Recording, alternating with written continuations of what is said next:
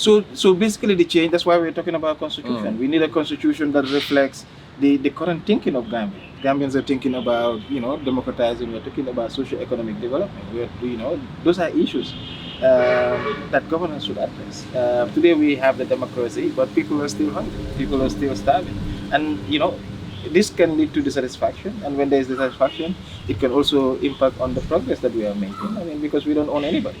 All we try to do within the space is to try to bring people together. And so if we miss that point, it will be detrimental. And then that's why I think a constitution that is negotiated, that is agreed upon by all stakeholders, could be a good way to help push our governance process. Welcome to, of course, West Africa Democracy Radio. And with us in this exclusive interview is Sait Matty Jaw. Sait Matty Jaw, of course, is a human rights activist. And of course, he has also led so many surveys in this country that look into so many variety of issues in the country: human rights, good governance, corruption, security. And I must say, we are glad to have you, Sait Matty Jaw, in this exclusive interview. Of course, my name is Sankole Janko. Welcome to the program. Thank you for having me. Indeed, welcome to the program. I am Imo Edet. Well, let me start by asking you your overview on the state of human rights in the Gambia. Well, I think today, if you compare Gambia to 2016, a lot of people will tell you that Gambians feel that they are more freer today compared to the days of Jammeh. And I think for me, that's the baseline where we can use to measure our progress. So in terms of the human rights institutions, there's already exists a national human rights institution that is doing a very good job in documenting, but also reporting, but also engaging in terms of the human rights promotion. So for me, I think we've been doing pretty much. And if you look at also global indicators in terms of human rights, you see that Gambia has made some progress, but of course challenges still exist.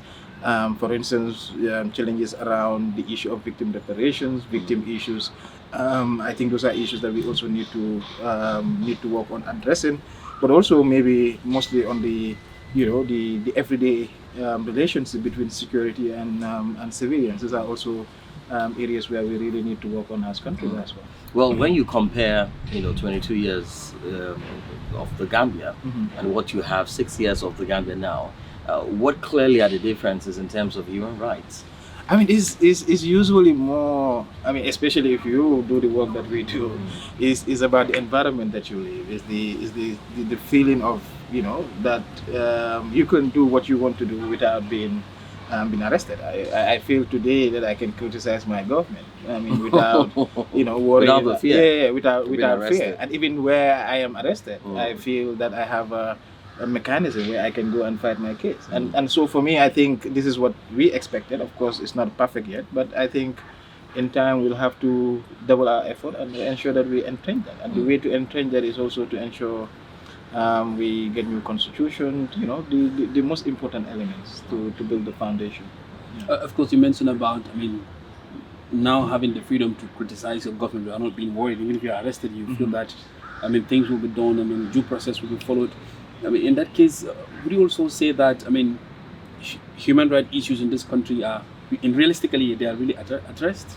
Well, to a large extent, because if you look at the change, or even the drive to remove Jammeh, it was framed around human rights. And I think that's why the government has taken, several steps, including the transitional justice process, the TRRC in particular. And even today, where the TRRC has done its job, but the conversation around human rights still continues. And I think also with the establishment of the National Human Rights Commission, even if the government is not doing their commitment, the National Human Rights Commission is an independent body that can continue to do that. So for me, these are steps that I feel we have taken, and I think they are moving in the right direction. Because before Imoka asks the next question, just a follow-up one, you've just mentioned about the Human Rights Commission.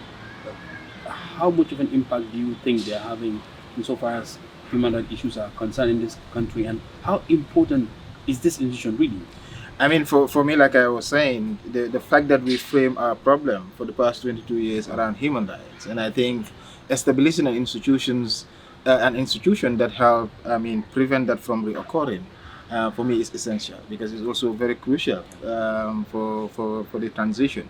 And for me, I mean, I'm very biased with the National Human Rights Commission because I feel they've been doing a tremendous job. I've seen that our reporting in terms of our commitment with the international, reporting systems have been done on time. And there is always a progress that you see. We have a problem of caste system in Upper River region. We see the work that the Human Rights Commission is doing. We see when there are issues of hate speech, you see them coming out. They're not quiet in terms of their engagement. But these are things that we see outside. But the everyday people that go there and complain, the cases that they are solving, so those are things that are not so visible to the public. But this also shows to the extent the capacity building that they are doing with different institutions. So for me, also the caliber of people you have there. So is this like an honest commendation or coming from you? Oh, no, definitely. I mean, I for me, I'll be very clear. When I see that they're not doing anything that we expect them to do, I'll clearly say that. But for me, what I see in terms of the reporting, in terms of the engagement, this is what is expected, and I'm seeing that. And well, let's talk about good governance now, which is very key and very a bane to develop society. What would you say is the perception of the population here in the Gambia as regards good governance? Well, I mean, I think people see some elements of progress, but also there's a lot of challenges. When you talk about good governance, to what extent is people participating? Are they part of the process? Are they recognized? So to an extent, we're improving our institutions. And I'll take one example: is the National Assembly, for instance, today. Of course, there is a whole debate around their vehicles and all that, but today they are, unlike in the past, today is an autonomous institution. I mean, that is regulated, and that's why you see more engagement in that. But for me, I feel our governance structure is not conducive for the kind of democracy that we want to. How do you mean it's not conducive? Yeah, I mean, like, so I see it more as a replica of the colonial system. So then in that case, what change would you recommend? So basically the change. That's why we're talking about constitution. We need a constitution that reflects the current thinking of Gambia. Gambians are thinking about democratizing. We're talking about socio-economic development. Those are issues that governance should address. Today we have the democracy, but people are still hungry. People are still starving, and this can lead to dissatisfaction. And when there is dissatisfaction, it can also impact on the progress that we are making. I mean, because we don't own anybody. All we try to do within the space is to try to bring people together. And so if we miss that point, it will be detrimental. And then that's why I think a constitution that is negotiated, that is agreed upon by all stakeholders, could be a good way to help push our governance process. A constitution like the one in coma? I mean, something like that, or something that is adjusted. Now I'm not so very rigid, but I'm also very flexible. But I feel we need something that can help. Because we made the change. I mean, we made the change, but we're not consolidating. Because every sector you touch in this country, they have problems of law. Every sector. They have. Yesterday, 23 young people were arrested and charged for nuisance and disorderly. Disorderly. I mean, like, I cannot understand those kind of laws. Anybody, I can just walk around here, they look at me, and then arrest me for those kind of. So if we are talking about freedom, that people are feeling, that they're enjoying, so we need to be serious about those things. It's not only about the people that can afford it, but the everyday people that are also being faced with this challenge. And for me, that is the center of our change. Yeah, and talking about, good governance and corruption, we've seen that your latest there are 5 and 6. I mean, you can't take away corruption from good governance. From good governance. And we've seen your latest survey barometer. We've seen some very interesting, revelations. And it looks like so many people they don't trust the presidency too much. What do you think is the reason for that? The good thing I said the other time with Afrobarometer is that it has been one, survey that has helped us to monitor and track our progress. I mean, from 2018 to now, we can say that we have been monitoring the democratic progress in the country. And so the recent survey that talked about the fact that the president at some point, he was seen, he was well trusted and all that, but over time, now he's perceived to be, I think the office of the presidency has been ranked as the most corrupt institution. So it is, so that is clear. But this also shows that this is how the people are saying it. And why is that the case? For me, if you want to ask me, my, perhaps analysis would be the fact that the office of the president has been involved in almost major corruption, what we can make call corruption scandals. Whether it's almost everything you hear, the office of the president is somehow. Could that be the reason, the perception? I Yeah, there's even, perception, even but when then the president is coming out cleaner, there is nothing of such. Yeah, but so it's perception. That's why Afrobarometer is also a perception survey. But then, you know, so this could be some of the reasons. But then at the end of the day, also, people are not seeing much being done or much being said about corruption by this institution. And what make it very visible is also the fact that the media is so free. And they're reporting on all these issues. Sometimes they're even breaking the stories and informing the public. So you see those things, and then you realize. I'm sorry. What sort of example would you like to share? Some examples about some of the scandals. I mean, we talk about like you talk about the vehicles before in 2017, and it's a continuation. It's not like a one-off stuff. You talk about the vehicles. You talk about the Kodole conversation. Even if it is not, people will see it that way. You talk about even these deals we were making, the secure report deal. The government has a hand in it, and these are all seen as corrupt deals. And so this is the deals, is the contracting that also people are saying, and these are issues that they are not satisfied with. Look at the ID card dissemblance issue. I mean, these are all problematic issues that people need to look at. But beyond that, it's just generally, I mean, the lack of services that people are not also enjoying, and they're seeing that others are enjoying and they are not enjoying. So that's corruption. Well, in a recent conversation with the vice president, we talked about perception and corruption and what the people think about the government. Well, in his response, perception is just a feeling. It may not be the truth. So how can you clearly, compare the perception and the true state of things? Well, I mean, the people that are sharing their perception are the people that are also living it. Yeah. I mean, they live and the people feeling. Yeah. So that's, I mean, he is maybe, but for us, if you look at perception could also be like reality. You know, people are living this reality. They are saying it. If people say that the cost of living is increasing, it doesn't mean like because they perceive that it is increasing, because they experience it. You know, like one of my friends, he just came back from Turkey, was telling me that everything in this country now is 50. Before it used to be 5, now it's 50. So it's that increase. So people are feeling it, they're living it, they're seeing it, and so sometimes what they're saying, it needs to be taken seriously, and not just say, oh, it's a perception, or so therefore we need to look at it. Over time, it also becomes the reality. So this is how I feel. Sometimes when we report certain figures, people will tell us this is even low. You know, if you ask so people will come back to that.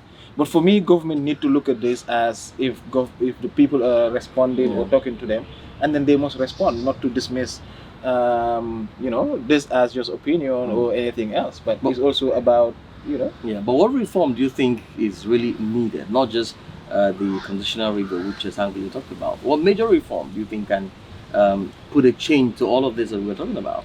I mean, for me, I've always said this is the starting point, and I always go back to it. And in this country, I feel like I'm sounding like a broken record because I always talk about the constitution.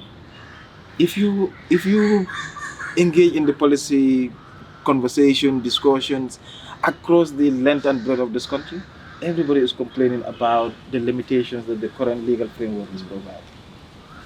You know. Of course, there is an idea of attitude and all those things that need to change, bringing in the right people in the right places, but ensuring that civil service reform is also anchored. Because at the end of the day, for state to survive, for government to able to deliver service, they must have a functional civil service. If the civil service doesn't have the proper rules, today, some of our foreign, guys from the ministry have been expelled from the US, and now we're talking about, it's not so serious about it within the Gambian context.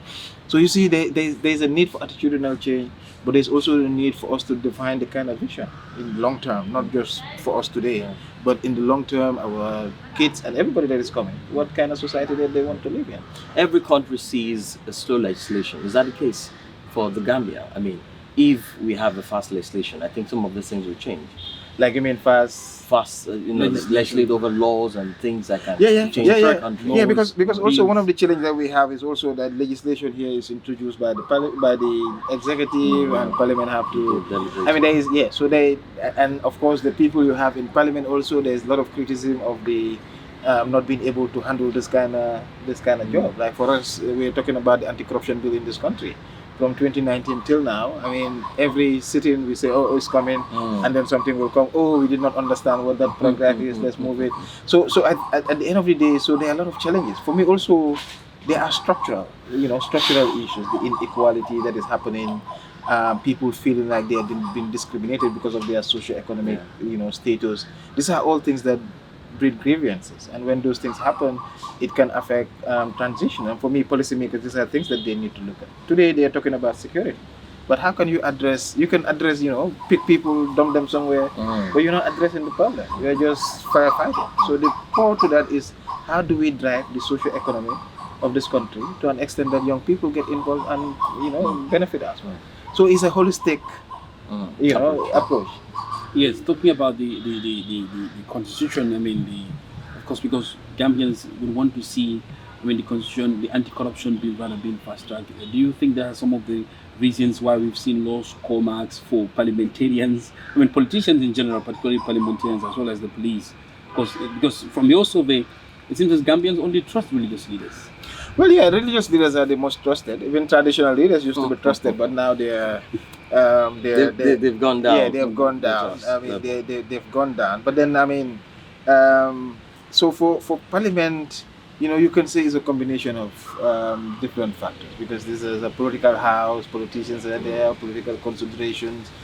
Sometimes also the way people make laws in Africa, maybe, I know Gambia only, let me focus on Gambia. Is that sometimes we want to do things to benefit today.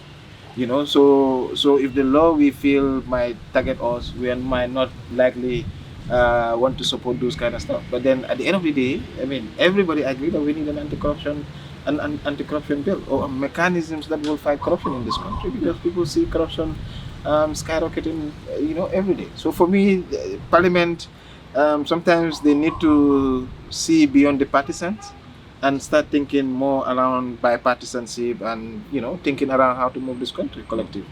Let me take you back to the issue of security. We know that the police, not just in the Gambia but across West Africa, do have a problem with trust. You just mentioned that few young people were arrested and for loitering. Public nuisance. For me, that's what I saw the charge. So why is the trust so low? When it comes to security. Well, I think these are the reasons to an extent. Of course, people believe that this for security. I think the military came second or something. The military came second, and then you have the police. So you can say that these institutions are trusted, because here also people want security. But where we have issues is also when there are excesses, and I think also that also kind of create problem. Like for instance, family member is arrested, the entire family will start hearing about that case, and then if it is not done justly, if the arrest was not fair, if it was not seen to be that, people will have a perception that he's been targeted or she's been targeted. So I think for me that's why it is important. When it comes to this arrest, when it comes to engagement, sometimes these colonial laws that make no sense, should not be even implemented.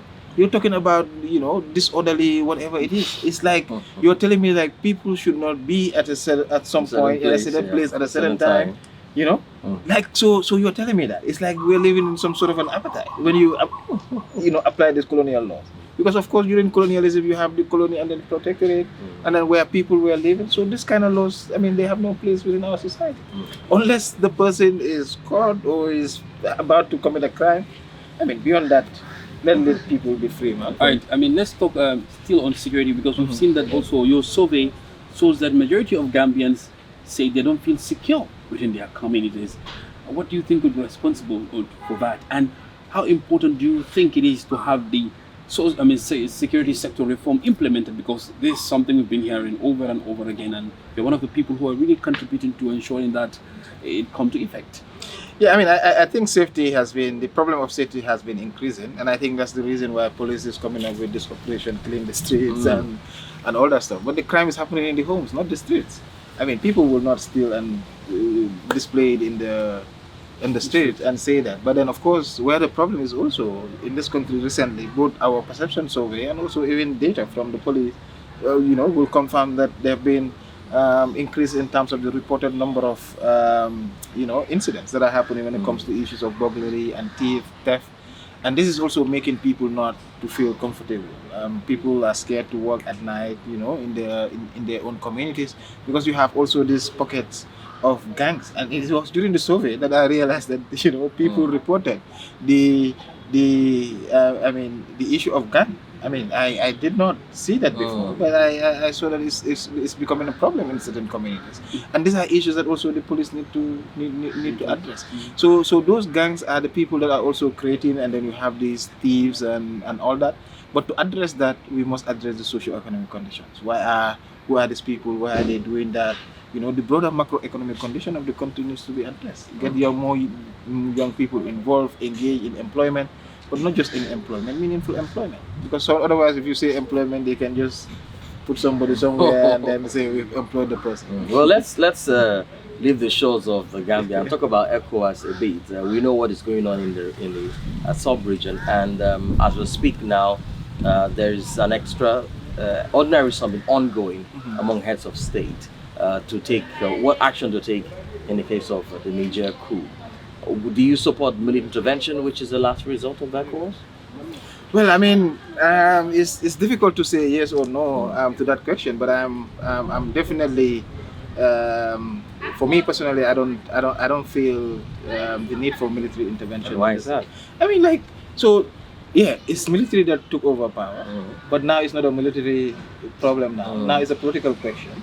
Because the Nigerians now, we're seeing them protesting and demonstrating. So you can remove the military, but would that also allow for peace and stability to continue in that question? But of course, how do you fight with the whole military of a whole country as well? I think the cost of life need to be factored in the entire process. But sometimes, realistically, I'm not saying military intervention being the solution to coup d'etat, because then we're also missing the reasons why the military is coming in power.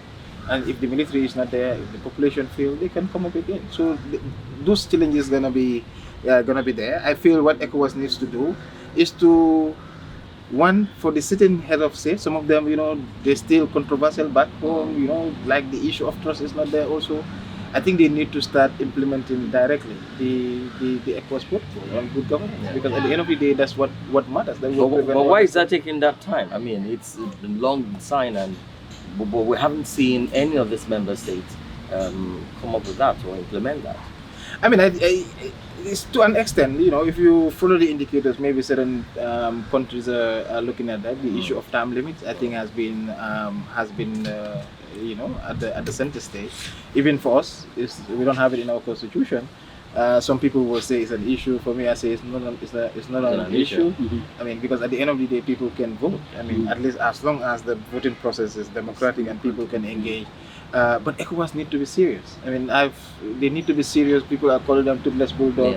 They need to show that they are different, and they cannot show that they are different using force.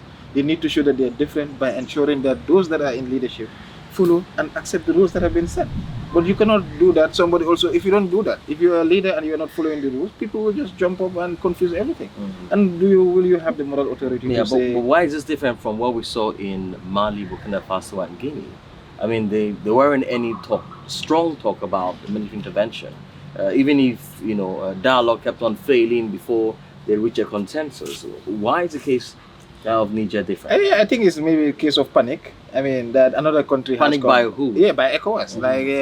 Another country is coming. Oh, this is not going to stop here. Another one can come. Maybe we need to use another option. That's where the military can come in. But when they say that, even the coupists feel like, okay, this is more of a coupist versus problematic democratically elected. So now we are in that within the sub-region. But for me, I feel democracy is the best way to elect leaders, and democracy must be genuine. And in Sierra Leone, they're talking about even to get people's results. It's problematic. Why is that the case? And these are the same very people that are sitting there and they're talking about a coup d'etat in Niger. And so these are also the kind of, excuse my language, hypocrisy that a lot of young people also see within ECOWAS. I mean, and sometimes they see them as just toothless bulldogs. And for me, they need to do better. They need to do better, think about the people, and be people-centered.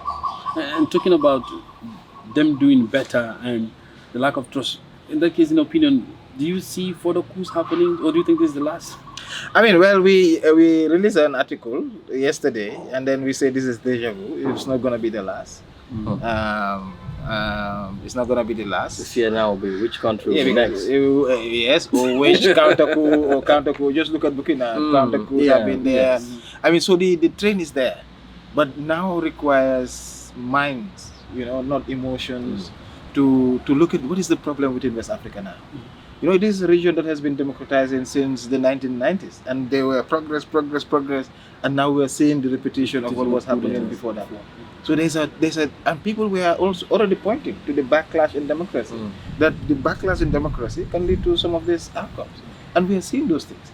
For me, I think it requires that we sit, we discuss honestly, because at the end of the day, it's the future of our region, and sometimes people are bringing in all these words. Of course, that's part of the narrative. But beyond that is that we are the people, and we must shape the future that we want to live. Well, over time they've said that the current ECOWAS is not the ECOWAS of the people. How can that trend be changed? Well, I think they need to go back to the founding principles of ECOWAS and why the people, the leadership that came, and I always argue in this country that we have to be grateful to people that had the vision to set up something that will bring us together, because when we unite, I mean, economically, socially, politically, we all benefit. And for me, I think that's what ECOWAS needs to start thinking. And I think the problem that we have in most of these countries is that the generation that came after independence, of course, independent generation, they're not perfect, but at least they have set the foundation for many things, because they were the ones that led, and then they founded those. But those that pick over after them, they were seeing more the power than the service that they should render for their country. I'll take Gambia for instance. When we were getting independence, everything was one here, but those people, they tried. If you look at our policies from the onset, they say we don't have resources, but we have to build this way, build this way. And I think most of them were thinking that way, and that's why our collective security is very linked to the sovereign. And so therefore we have to be concerned of what is happening. But the leaders must go back to this initial idea that ECOWAS was for the people, and then the people, whether in Niger, wherever it is, must benefit, and not just because you want to show power, you can just bump people. Well, in rounding up this conversation, there is the fear of perhaps a last-minute intervention by ECOWAS.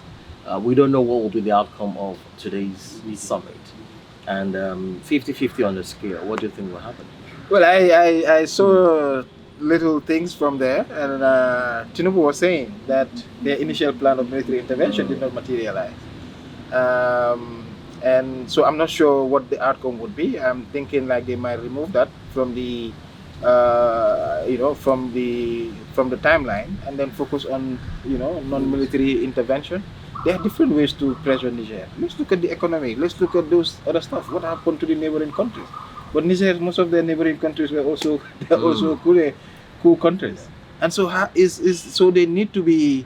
They need to be careful. Peace building doesn't just happen overnight. It takes time. So they need to also take their time.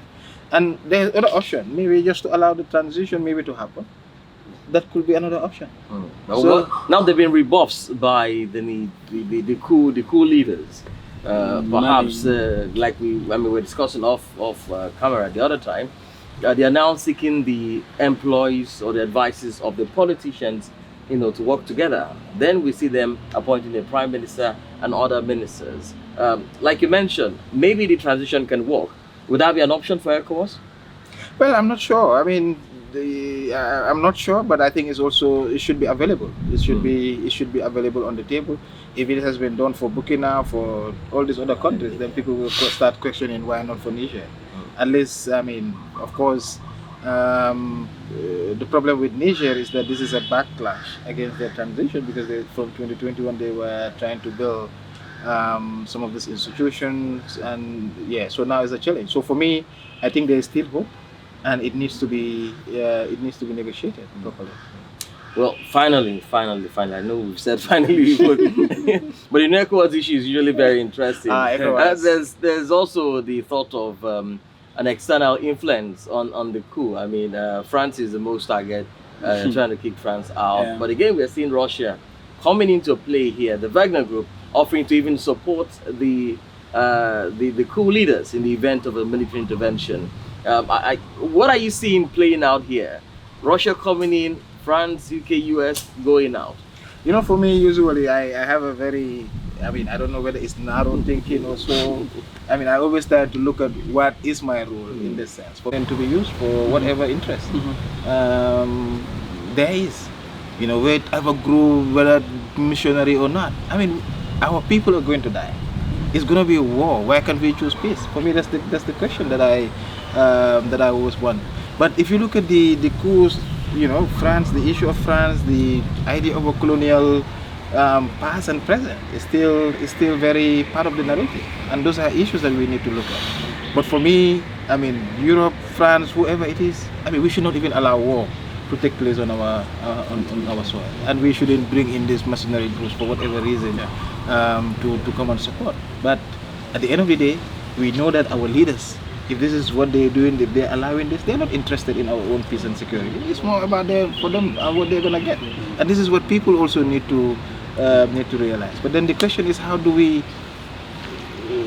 push the people to participate in this process? It's also another issue, because sometimes people just want to eat their lunch and go and sit down and move on. Mr. Sait Matty Jaw, thank you so much for talking to us. Thank you for having me. Sir Jaw, thank you for your time. Thank you. It's a pleasure talking to you. And that's all, guys. We'll talk next time.